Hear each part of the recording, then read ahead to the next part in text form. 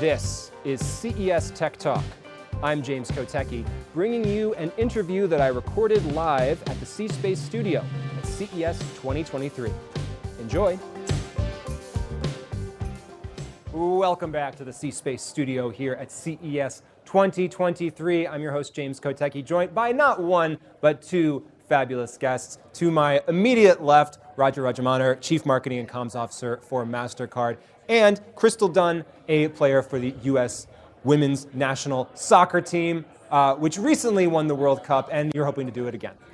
Yeah, I mean, recent sounds, very, very short time away, but 2019, 4 years almost, and now we're stepping into a new year of 2023, and World Cup is on the horizon. And the World Cup is in New Zealand, Australia this year? Okay. Yes. Well, we can absolutely look forward to that. So you're both very successful in your respective fields, but you are here together. So first, can you explain why you are here together?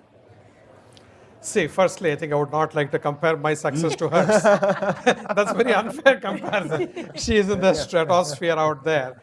So, but on a serious note, firstly, as MasterCard, we are trying to not just market our own wares, but also do something good for the society in a genuine, authentic fashion.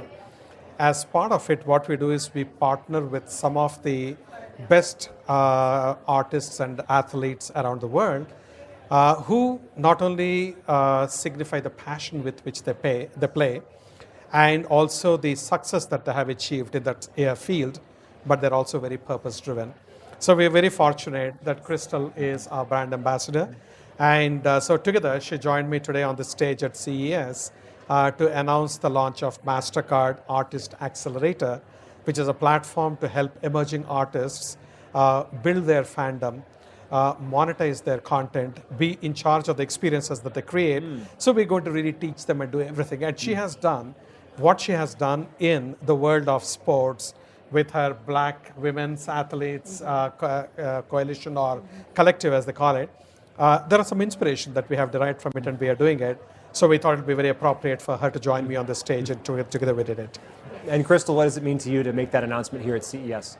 I felt incredibly proud to be on that stage at that moment. And I truly am a fan of music. I think music connects people across the world, across different cultures. And I think what MasterCard is doing and finding ways for young artists to be mentored and to be able to tap into their talent and to market themselves and monetize themselves, I think is absolutely incredible.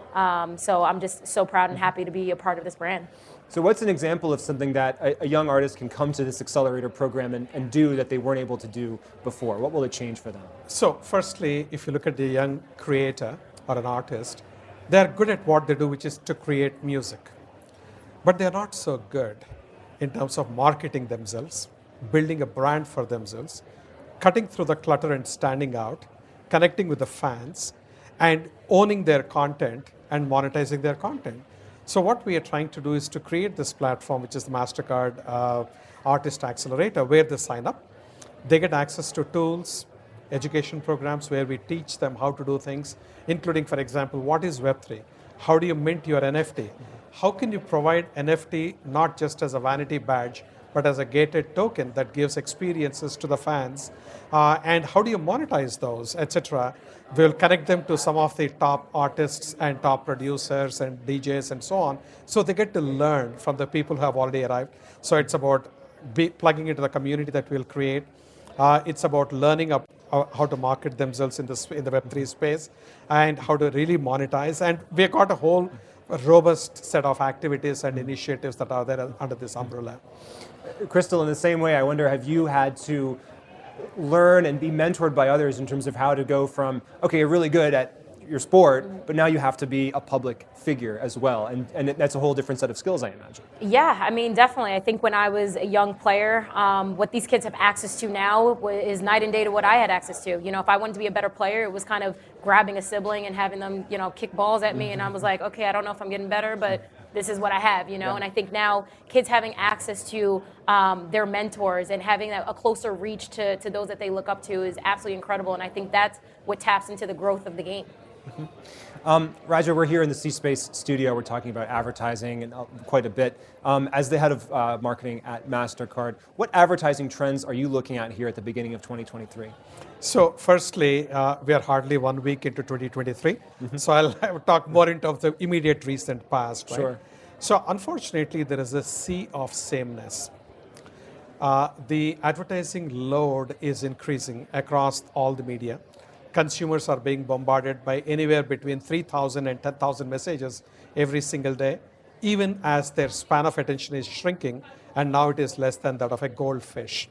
So in that kind of a situation, you need to really stand out as a brand to grab the attention of the consumer in all this clutter, communicate your message, impress upon them so that they are inspired to make their choice in favor of your brand. And I think right now what we are witnessing is a lot of sea of sameness, and the clutter is there. In fact, the statistics show that consumers barely notice ads. Where they barely notice ads, they don't remember the message. Where they remember the message, the attribution to the brand is mostly wrong. That's an overwhelming majority. So that trend is what I would say is the most alarming and to me, and something which brands have to carefully think about. And if I can just state one quick thing at MasterCard, what we have done is we became a company more focused on experiential marketing than advertising-led marketing, precisely for this reason.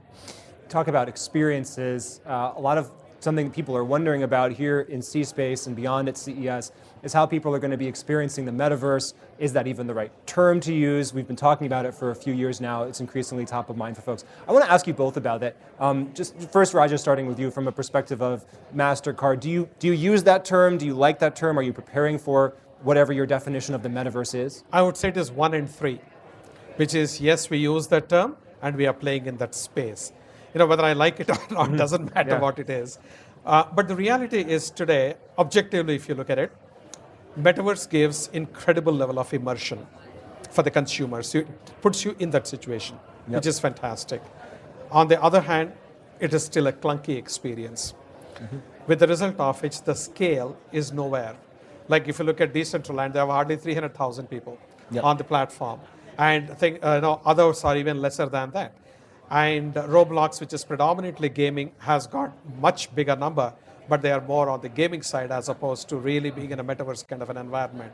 So this is one situation. But on the other hand, what we do is we try to learn and stay ahead of the curve as far as the emerging technologies are concerned.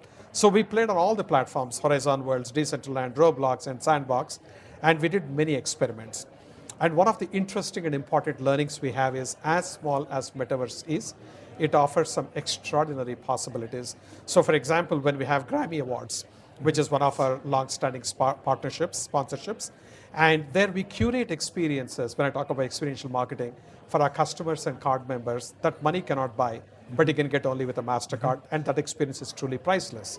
Now, in that situation, what happens is you can give that experience only to a certain number of people every year. It's very small and finite. Metaverse, this year, we actually offered that entire Grammy Awards experience in the Metaverse. And people from around the world actually joined and had the Grammy experience. So we could increase the number of people who could participate by 8x for a very small incremental dollars. So it was a very worthwhile experience for us from that point of view. But I would say over the next 3 to 5 years, this is the space which we should watch out for.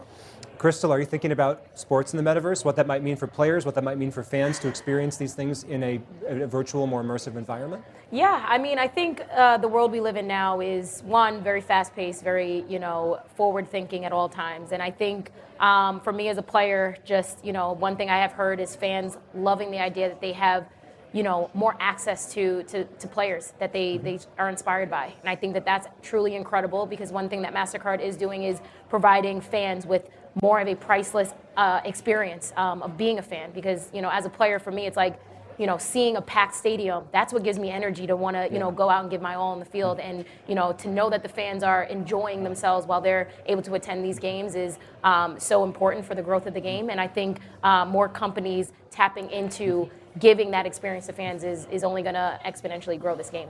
Well, obviously now you're an inspiration to many people. Who's someone that inspires you?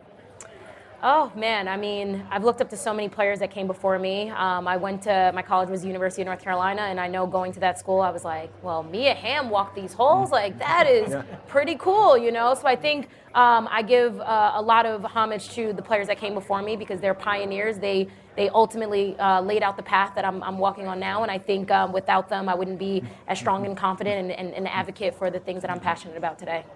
There's never enough time here in the C-Space studio, but one more fill-in-the-blank question for both of you. 2023 will be the year of blank, starting with you, Raja. 2023 will be the year of, I'll say two things, learning and artificial intelligence. Fantastic. Christine. Oh man, championships? Yeah, No, there we I'm just go. kidding. For me, this year personally, for me is about self-care. I think as fast-paced as this world is that we live in, I think it's we don't always take that time out of our day to check in with ourselves and make sure that we have everything that we need. And I think this is a year of just doubling down on that and checking in on yourself. Beautiful. Well, Raja Rajamannar of MasterCard and soccer star Crystal Dunn, thank you so much both for joining us here in the C-Space studio. Thank you for having us. I appreciate it. Well, I hope you enjoyed that live conversation from CES 2023. Look up the CES C-Space studio for more conversations like that and get even more CES at ces.tech. That's ces.tech. And of course, please subscribe to this podcast so you don't miss a moment. I'm James Kotecki, talking tech on CES Tech Talk.